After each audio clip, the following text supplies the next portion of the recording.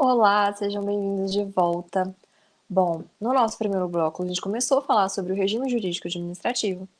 A gente viu ali os princípios magnos, as pedras de toque, que são a supremacia do interesse público e a indisponibilidade do interesse público.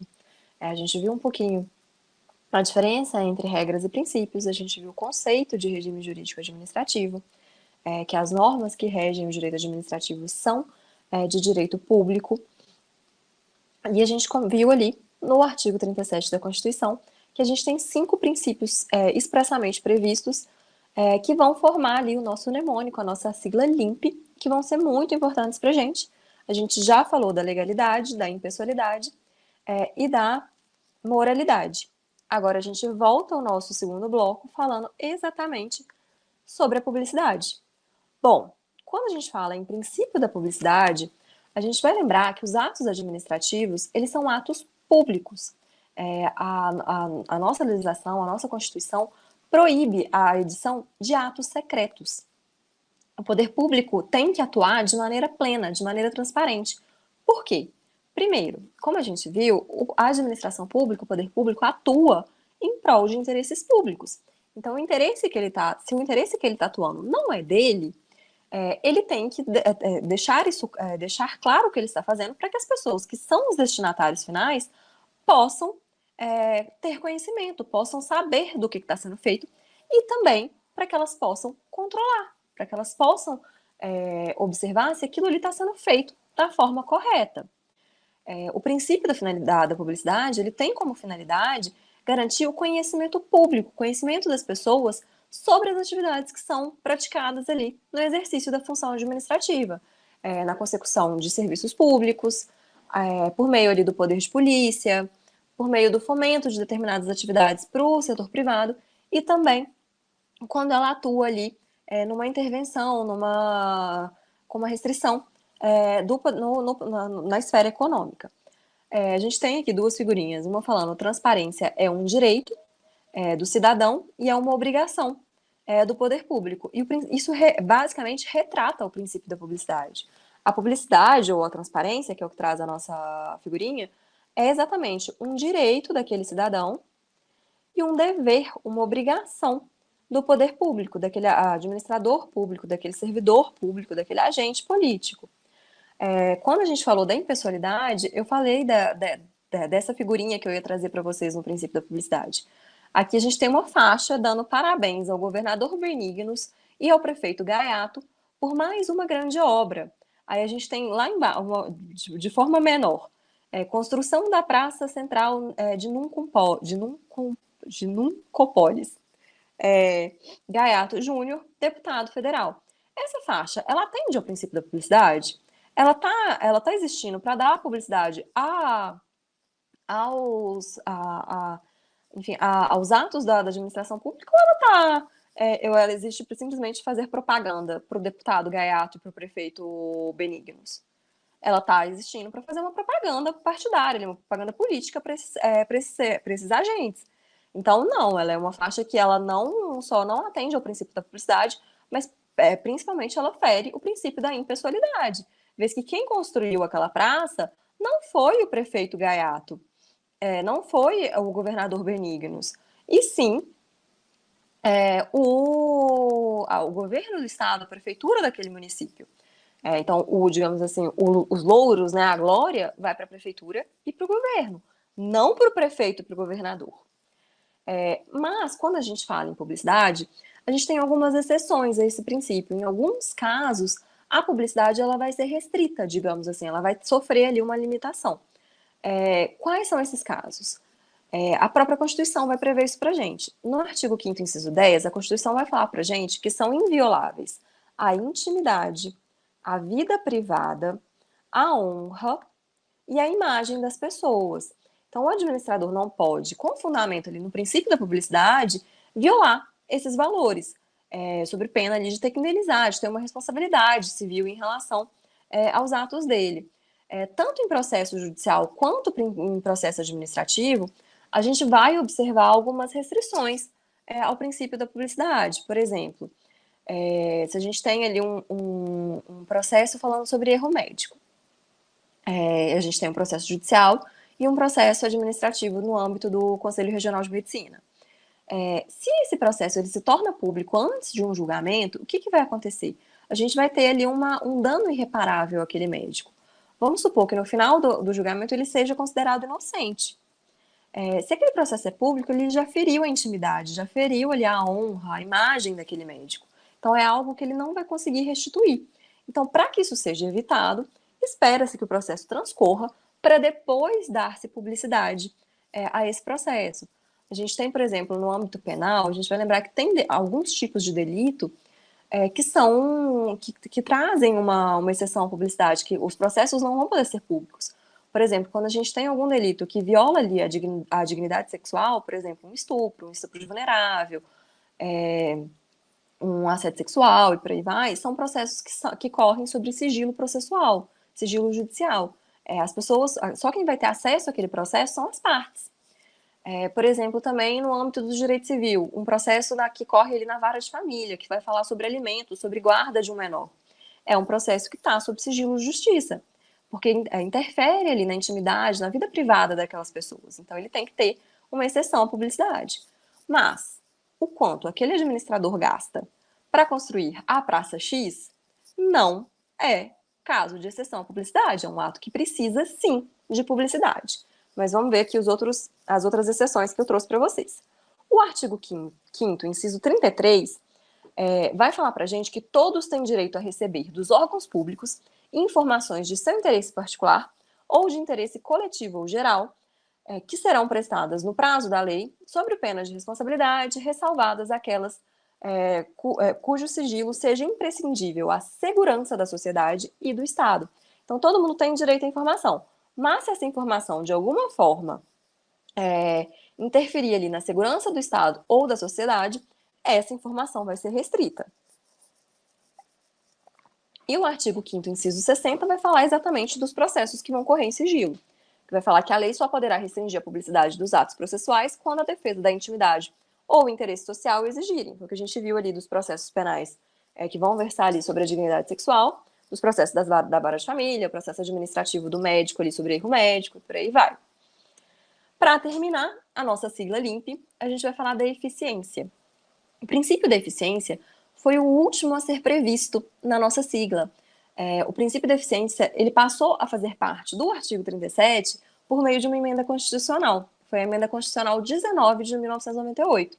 Então, isso pode, às vezes, cair na prova de vocês. Qual foi o último princípio? Qual o princípio que foi previsto por meio de uma emenda? Foi exatamente o princípio da eficiência. Ele surge quando a gente tem ali uma reforma administrativa buscando que aquele setor administrativo seja menos burocrático, buscando ali aquela desburocratização, buscando que ele seja menos lento, que ele seja mais rápido, que ele seja mais eficaz. Então, o que traz para a gente o princípio da eficiência? Ele vai assegurar ali que aqueles serviços públicos sejam executados com adequação à sociedade que vai custear, que vai pagar por eles.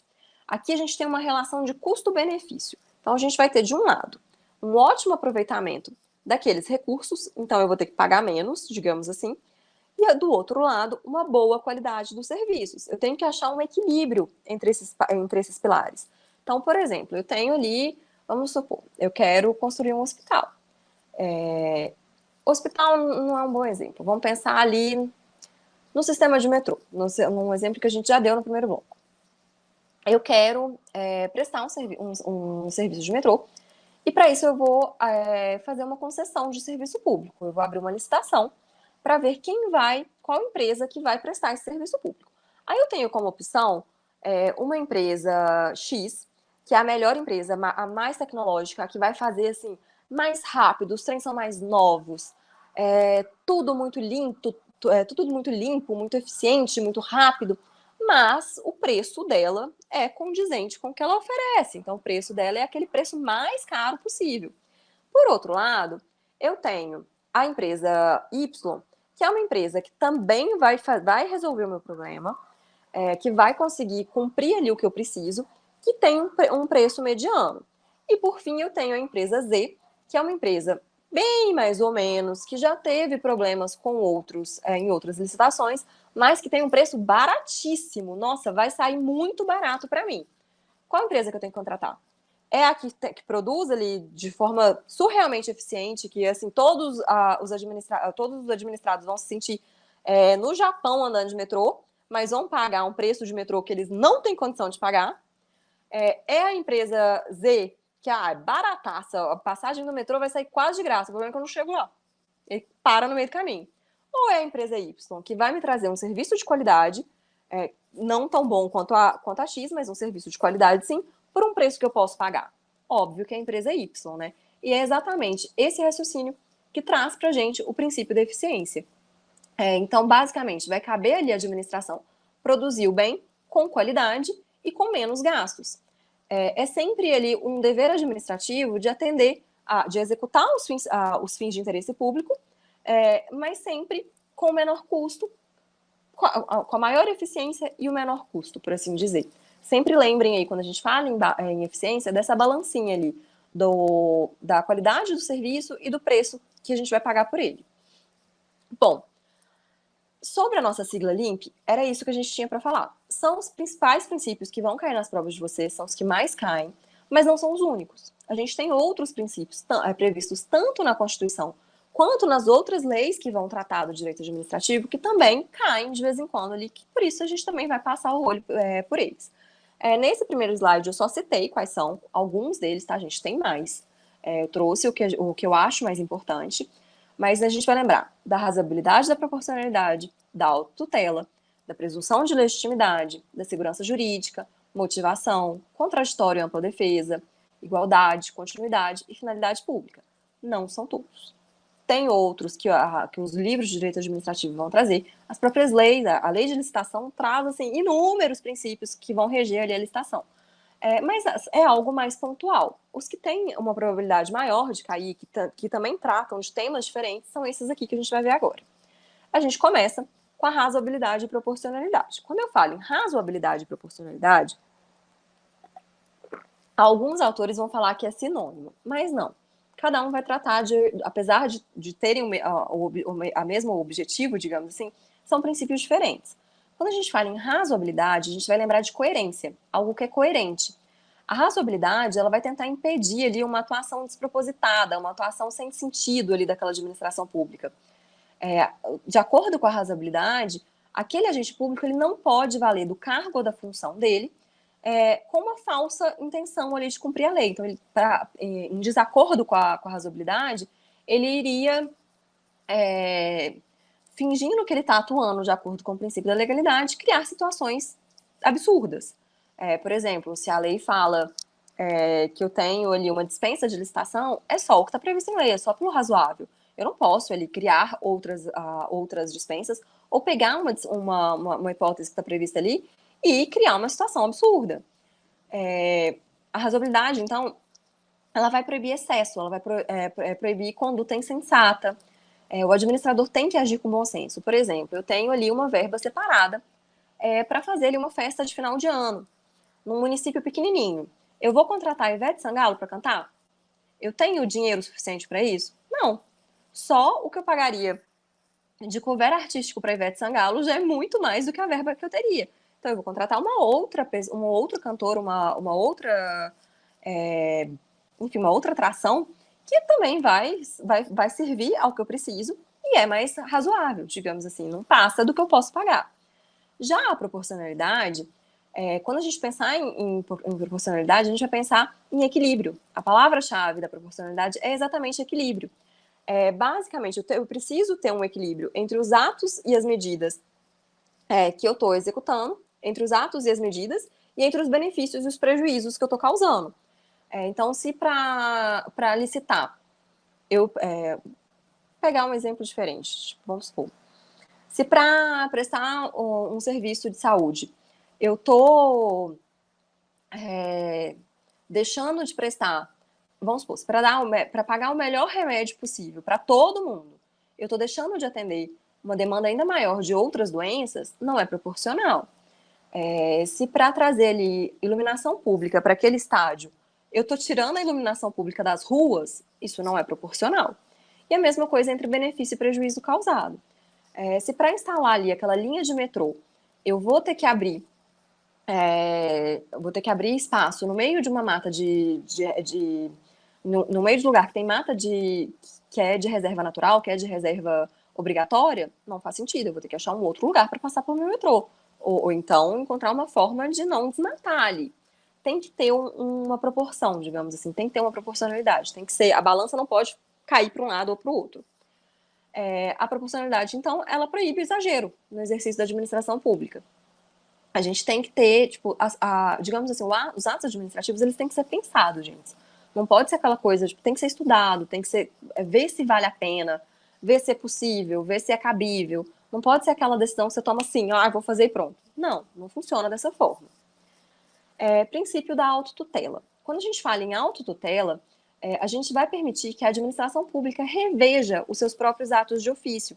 Então, eu posso ali ter, vamos, por exemplo, pegar uma permissão de uso de bem público. Eu vou permitir que uma pessoa coloque ali uma barraquinha na praia. Eu posso rever esse ato administrativo de ofício. Eu não preciso necessariamente recorrer ao judiciário para isso. Desde que eu tenho ali, se eu verifiquei que está ilegal, se eu tenho ali, não agir de acordo com o que está previsto na lei, ou então, não é mais oportuno, a maré subiu, está se tornando perigoso, eu tenho já muitas outras barraquinhas naquele lugar, não é oportuno, eu posso revogar aquele ato. Isso chama-se autotutela. A administração pode fazer por conta própria, por isso o auto. E a gente tem como exemplo a súmula 346 do STF, que vai falar que a administração pública pode declarar a nulidade dos seus próprios atos. Exatamente, é o STF falando, olha, tá tudo bem, o princípio da autotutela existe. Ele realmente pode, a administração pública pode anular os atos dela, ela não precisa de vir até mim para isso. Mas vamos lá, presunção de legitimidade. Quando a gente fala em presunção de legitimidade, a gente está entendendo que aquele ato administrativo, ele se reveste ali de uma camada, de uma presunção de que eles são praticados de forma legítima, que eles são praticados de acordo com o direito e pela pessoa capaz de praticá-los. Então, se eu quero falar que aquele ato administrativo não é legítimo, vai caber, basicamente, aquele particular, aquele administrado, falar, olha, administração, você não podia fazer isso aqui, não, você fez isso aqui errado. Então, eu posso ir tanto à administração, como a gente viu, ela tem um poder de autotutela, ou ao judiciário e falar, olha, esse ato é ilegal, esse ato tem um vício, ele foi praticado de forma ilegal, mas eu vou ter que comprovar onde está o vício, onde está a ilegalidade daquele ato. Se um ato foi praticado pela administração pública, presume-se que ele é legítimo. É o que está aqui na nossa figurinha. A administração, né, o ser grandão lá atrás, falando, olha, o ônus é seu, ônus é dever. Então, o dever de provar é seu. Segurança jurídica. Quando a gente fala em segurança jurídica, a gente tem a segurança jurídica em dois sentidos. Um sentido objetivo é, basicamente, a irretroatividade das normas. É a proteção de atos perfeitamente realizados em relação às modificações legislativas posteriores. Por exemplo, eu posso ter uma lei me permitindo colocar as barraquinhas na praia. Posteriormente, vem uma nova lei falando, olha, a partir de agora não é possível, eu preciso disso, disso, disso a mais. Mas se aquela barraquinha já está ali, ou então ela já está ali, ela já até deixou de estar ali, aquele serviço já foi prestado, essa lei nova não vai retroagir, ela não vai andar para trás, digamos assim, para poder atingir o que já foi feito. Por exemplo, num processo administrativo, se eu tenho um processo administrativo contra um servidor e eu entendi que a falta que ele cometeu não configura nenhum tipo de falta grave, então ele não pode ser demitido, a lei posterior que vier depois que esse processo administrativo já foi julgado e criar uma nova característica, uma nova, digamos assim, uma nova infração que de acordo que seria a infração que foi o ato que ele cometeu e classificar isso como infração nova, não vou poder retroagir para poder atingir aquela pessoa. Por exemplo, a lei de improbidade administrativa tipificou ali o nepotismo como um ato de improbidade. Se o nepotismo antes não configurava, ele já configurava. Mas vamos supor, se ele não configurava, não poderia retroagir. Já por um sentido subjetivo, é a preservação das expectativas legítimas da sociedade. Lembra que a gente falou, acho que na primeira aula ou no primeiro bloco, toda vez que a gente fala em algo subjetivo, está relacionado à pessoa. Então, no sentido subjetivo, a segurança jurídica visa resguardar aquela expectativa que aquela pessoa, que aquela sociedade produziu com as relações jurídicas que o poder público já tinha. O que a gente chama também de princípio da proteção da confiança. Eu vou agir com certeza com a ideia de que o poder público vai manter o que ele sempre manteve. Então, ele não pode, se a minha atuação foi ainda de acordo com o entendimento que ele sempre tinha, se ele vai mudar de entendimento, é dali para frente. O que já aconteceu, ele não vai poder, digamos assim, alterar. Basicamente, a gente tem até a LINDB, que é a Lei de Introdução ao Direito Brasileiro, falando que a administração ela tem que ter como 2 vetores ali na prática do ato administrativo. A vedação, a aplicação retroativa de uma nova interpretação, de uma interpretação que ela dê para a lei, então essa interpretação nova não vai andar para trás, e a sujeição do poder de autotutela a um prazo razoável. O princípio da segurança jurídica, ele não conflita com a autotutela. A autotutela pode acontecer, pode continuar ocorrendo, mas ela tem um prazo para isso. Eu não posso simplesmente pegar ali uma autorização que eu dei há 20 anos e falar, agora não me interessa mais não. Tem que ter um prazo razoável para isso, senão a gente ofende a segurança jurídica. Princípio da motivação. Quando a gente fala em motivação, a gente vai lembrar ali de uma obrigação que a administração pública tem, de fundamentar, de explicar o porquê que ela está tomando aquela decisão, do porquê que ela está realizando aquele ato administrativo. Essa motivação é o que permite àquele administrado avaliar se as razões, se os fundamentos da administração pública são razoáveis. Não sendo razoáveis, é o que permite ele a ir ao judiciário e a questionar aquele ato. Essa motivação, ela tem que ser explícita, ela tem que ser clara, e ela tem que ser congruente, ela tem que fazer sentido, digamos assim. A motivação, ela pode até consistir numa concordância, numa declaração de concordância com o fundamento de um parecer, de um ato anterior que eu fiz. Mas, para isso, esse parecer, esse ato anterior, tem que estar presente no ato que eu estou fazendo agora. Por exemplo, se eu vou fazer ali um parecer falando que não é possível construir naquela área, de acordo com os critérios que eu já analisei no parecer X, o parecer X tem que estar junto do meu parecer novo. Senão, como é que a pessoa vai descobrir qual que é o critério? Não tem como. Então, para eu usar um parecer antigo, uma fundamentação antiga, essa fundamentação tem que fazer parte do que eu estou falando agora. Senão, eu não posso remeter, não vou fazer isso porque no parecer Y eu já falei que isso não é possível. Mas cadê o parecer Y? O que esse parecer fala? Eu preciso dar publicidade, dar uma clareza ao que eu estou fazendo para aquele administrado. Então, é necessário sempre ter uma decisão motivada, uma decisão fundamentada. Princípio do contraditório da ampla defesa. Quando a gente fala em contraditório e ampla defesa, é o que está previsto ali no artigo 5º 55 da Constituição. O artigo 5º 55 vai assegurar a todos os litigantes, tanto em processo judicial quanto administrativo, a observância do contraditório da ampla defesa. Qual a diferença? Quando a gente fala em contraditório, a gente está falando em observar a igualdade das partes. A gente vai falar que aquelas partes precisam de informação, precisam de saber de todos os atos, precisam ter acesso a todos os atos do processo para que elas possam responder, digamos assim, para que elas possam efetivamente se manifestar. Então, contraditório, a gente vai lembrar de informação.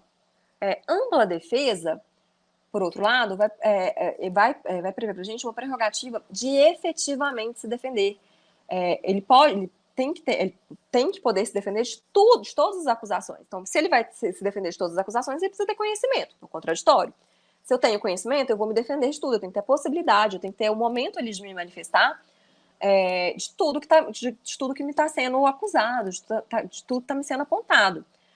Sob pena ali de eu ter uma sanção ou um prejuízo, porque simplesmente não me foi dado direito de resposta, digamos assim. Então, mesmo nos processos administrativos, a gente também vai ter que observar o contraditório e a ampla defesa. Um exemplo que a gente tem de observância da ampla defesa é o que traz a nossa súmula vinculante 21, que vai falar... Nossa, gente, eu não consigo fazer um risco em linha reta, é impressionante. Mas a súmula vinculante 21 vai falar para a gente que a garantia constitucional da ampla defesa afasta a necessidade de depósito prévio, como pressuposto de admissibilidade de um recurso administrativo. Antigamente, a gente tinha uma discussão que para entrar com o recurso depois, durante um processo administrativo, eu tinha que pagar para isso. De acordo com o STF, no entendimento que foi simulado, a súmula vinculante ela é de observância de todo mundo tem que observar, eles vão falar que não, isso fere a ampla defesa. E as pessoas de baixa renda que não tem como pagar por esse recurso, como que a gente vai fazer? Então, isso é uma limitação. A ampla defesa é uma limitação que não se justifica. Então, eu não preciso ter um depósito prévio como pressuposto ali de admissibilidade daquele recurso. Princípio da igualdade e da isonomia. Quando a gente fala igualdade e isonomia, nesse sentido aqui, são sinônimos, tá, gente? Quando a gente fala em isonomia, em princípio da igualdade, na Constituição, ele é previsto também em algumas outras leis, significa tratar de forma igual os desiguais, de forma igual os iguais e de forma desigual os desiguais na medida das suas desigualdades. O que isso quer dizer? Quer dizer que, digamos assim, eu tenho ali o acesso a uma praia. A praia é de uso de todo mundo, então todo mundo pode usar. Só que se eu não tenho uma forma acessível de acessar aquela praia, cadeirantes, pessoas que têm uma limitação motora, não vão conseguir acessar, não vão conseguir usufruir de um bem que é um bem público. Então, eu não estou tratando de forma igual pessoas desiguais. Por exemplo, outro exemplo, se eu tenho ali, deixa eu pensar, exemplos maiores, assim, não só na administração pública. Quando a gente pensa, é assegurado a todo mundo a liberdade de contratar. Então, homens e mulheres têm direitos iguais. Mas o salário é igual? Porque se o salário é diferente, a gente não, simplesmente pelo fato dela ser mulher, se ela tem a mesma qualificação e o salário é diferente, isso está ferindo a isonomia. Quando a gente pensa em igualdade formal, a gente está pensando naquela igualdade que a lei coloca, tipo, todos são iguais perante a lei. Isso é uma igualdade formal. Igualdade material é quando a gente já vai ter ali a própria lei trazendo desigualdades que fazem sentido. Por exemplo, o Estatuto da Pessoa com Deficiência vai prever ali algumas prerrogativas, alguns direitos que as pessoas com deficiência possuem. A lei Maria da Penha, a lei de violência doméstica, não fere o princípio da igualdade. Por quê? Porque já parte do pressuposto de que homens e mulheres num relacionamento têm tido, digamos assim, direitos diferentes, digamos assim, a parte do pressuposto de que aquela mulher já está numa situação de vulnerabilidade. Por exemplo, também o Estatuto da Criança e do Adolescente parte do pressuposto de que a criança é vulnerável, então ela precisa de uma proteção maior. E, de uma forma muito simples para a gente ver, o nosso quadrinho aqui, a nossa imagem. A gente tem, de um lado, são 3 crianças, digamos assim, tentando enxergar um jogo. Nesse primeiro quadrinho, a gente vê que foram colocados, deu-se caixote para cada uma delas. Então, a criança 1 e a criança 2 conseguem enxergar, mas a criança 3 não. Aqui a gente tem uma igualdade formal. Aqui, é um caixote para cada um, são todos iguais. Essa igualdade é suficiente? Não. Para que isso seja justo, a gente vai pegar o caixote da criança 1 aqui, e vai dar para a criança 3. Porque a criança 1, sem o caixote, ela vai continuar enxergando. Ela vai conseguir ver o jogo sem problema nenhum. E a criança 3, com 2 caixotinhos, também. Aqui sim a gente tem uma igualdade material. Para finalizar a nossa aula, a gente fala do princípio da continuidade. O princípio da continuidade vai falar que o serviço público ele tem que ser prestado de forma ininterrupta. Basicamente, gente, a gente tem necessidade de serviço público o tempo inteiro. Por exemplo, energia elétrica, água, gás, segurança pública e por aí vai. São serviços que não podem parar. Excepcionalmente, entretanto, a gente vai poder ter uma interrupção desse serviço. Quando que a gente pode ter uma interrupção desses serviços? Em casos de emergência, aí a gente não precisa nem de aviso prévio. Aconteceu alguma coisa, estourou um cano, no caso de emergência, não foi previsto. Se eu vou ali da forma mais eficiente possível e tento resolver, tá tudo bem. Ou então em casos de segurança pública, por exemplo, olha, eu vou precisar cortar, estou com uma guerra declarada, tenho mísseis sobrevoando a cidade, então eu preciso apagar a luz. É um caso de emergência. Com aviso prévio, em razão de ordem técnica, por exemplo, eu quero ali, eu preciso fazer uma manutenção naqueles cabos. É um caso de, excepcionalmente, interromper o serviço público, mas para isso eu vou ter que ter um aviso prévio, ou então pelo inadimplemento do usuário. Se aquele usuário não está pagando a luz, eu posso sim cortar a luz dele, porque se eu não cortar, ao longo prazo, aquela empresa pode ter um custo tão grande que ela não vai ser capaz de fornecer a luz para as pessoas que estão pagando. Aqui a gente vai fazer uma exceção. A energia elétrica dos hospitais e dos logradouros públicos não pode ser cortada em momento nenhum. Por quê? Porque em razão de interesse maior nos hospitais em relação à saúde e nos logradouros públicos em relação à segurança. Da mesma forma, quando a gente pensa no particular, um usuário, uma pessoa que padece de uma doença e que precisa ali da energia elétrica porque ela só respira por meio de uma máquina, aqui também a gente não vai poder ter um corte de energia elétrica. Se a gente corta a energia elétrica daquela casa, aquela pessoa vai morrer. Então, assim, a gente tem sim o serviço público, é um serviço que, por princípio, precisa ocorrer de forma ininterrupta. Excepcionalmente, em casos extremos, a gente vai poder ter uma interrupção pontual desse serviço. Bom, gente, eram todos esses princípios que a gente tinha para ver, eu sei que são muitos, mas voltem nos slides, leiam um pouquinho mais sobre cada um, façam os exercícios, que depois de um tempo se torna muito claro. E para finalizar a nossa aula, a gente faz alguns exercícios para memorizar. Questão número 6. Acerca dos princípios da administração pública, julgue o item seguinte. De acordo com o princípio da moralidade, a administração pública pode realizar tudo o que não seja expressamente proibido pela lei. Quando a gente fala em possibilidade de fazer algo de acordo ou não com a lei, é o princípio da moralidade que traz isso? Não, é o princípio da legalidade. Então a nossa questão já está errada de cara. Mas o princípio da legalidade para a administração pública não vai falar que ela pode fazer tudo que não seja expressamente proibido pela lei, não. Ele vai falar que ela pode fazer tudo que seja permitido pela lei. A legalidade que fala que alguém pode fazer tudo que não é expressamente proibido pela lei é a legalidade numa esfera privada, numa ordem privada. O princípio da moralidade, que é o que ele pediu pra gente, vai falar que aquele servidor, aquele agente público, aquele ente estatal ali, ele tem que agir de acordo com princípios da boa-fé e de uma forma ética, digamos assim, de uma forma proba.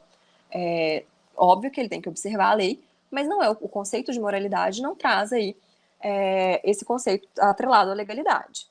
Questão número 7. Acerca dos princípios da administração pública, julgue o item seguinte. De acordo com o princípio da publicidade, os atos dos agentes públicos, resguardados os casos de sigilo legal, devem ser transparentes e receber ampla divulgação. Está correto, foi o que a gente viu, é o nosso conceito, sim, de publicidade. Que esses atos administrativos precisam ser públicos para que a gente possa até mesmo controlar, para que aquela pessoa, a sociedade, aquela pessoa para quem o serviço público direcionado, possa ali ter um controle, possa ter conhecimento sobre isso. É claro que a gente tem que resguardar os casos de sigilo legal, como fala a própria afirmativa para a gente. Então, questão número 7 está correta. Questão número 8.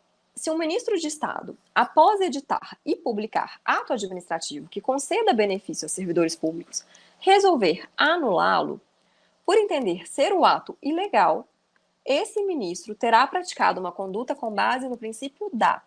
A resposta está de cara, a letra A, autotutela. O que o princípio da autotutela vai falar para a gente? Que se a administração entender que aquele ato é ilegal, ou se ele foi realizado de maneira, se ele é inconveniente, se ele já não faz mais sentido,